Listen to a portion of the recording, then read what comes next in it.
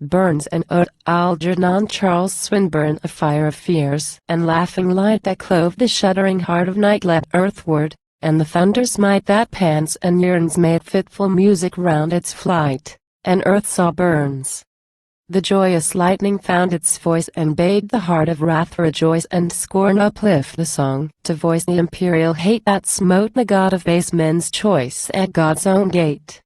Before the shrine of dawn, through the lark rang rapture as she flew, it flashed and fired the darkling dew, and all that heard with love or loathing hailed anew a new day's word.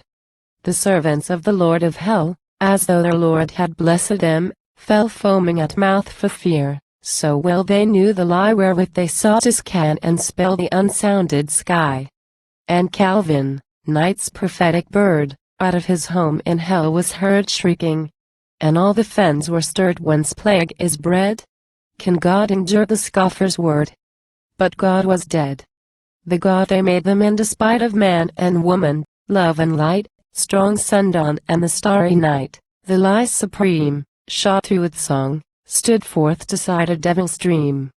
And he that bent the lyric bow and laid the Lord of darkness low and bade the fire of laughter glow across his grave, and bade the tides above it flow, wave hurtling wave, shall he not win from latter days more than his own could yield of praise? Could the sovereign singer's bass forsake his brow, the warriors, one on stormier ways, still clasp it now?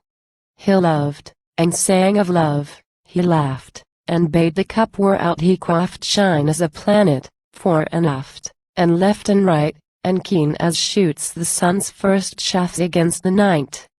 But love and wine were moon and sun for many a fame long since undone, and sorrow and joy have lost and won by stormy turns as many a singer's soul, if none more bright than Burns.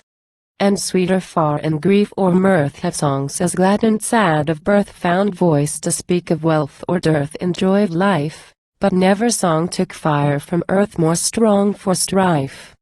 The daisy by his plushare cleft, the lips of women loved and left, the griefs and joys that weave the weft of human time, with craftsman's cunning, keen and deft, he carved in rhyme.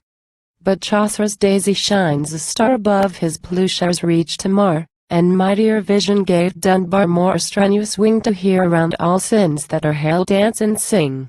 And when such pride and power of trust in song's high gift arouse from dust death, and transfigure love or lust through smiles or tears and golden speech that takes no rest from cankering years, as never spake but once in one strong star-crossed child of earth and sun, Villon, made music such as none may praise or blame, a crown of starrier flower was one than Burns may claim. But never, since bright earth was born in rapture of the enkindling morn, might godlike wrath and sunlike scorn that was and is and shall be while false weeds are worn find word like his. Above the rude and radiant earth that heaves and glows from firth to firth in vale and mountain, bright inked earth and warm in wealth, which gave his fiery glory birth by chance and stealth, above the storms of praise and blame that blur with mist his lustrous name, his thunderous laughter went and came, and lives and flies. The roar that follows on the flame when lightning dies. Earth, and the snow-dimmed heights of air, and water winding soft and fair through still sweet places, bright and bare, by bent and by taught him what hearts within them were, but his was fire.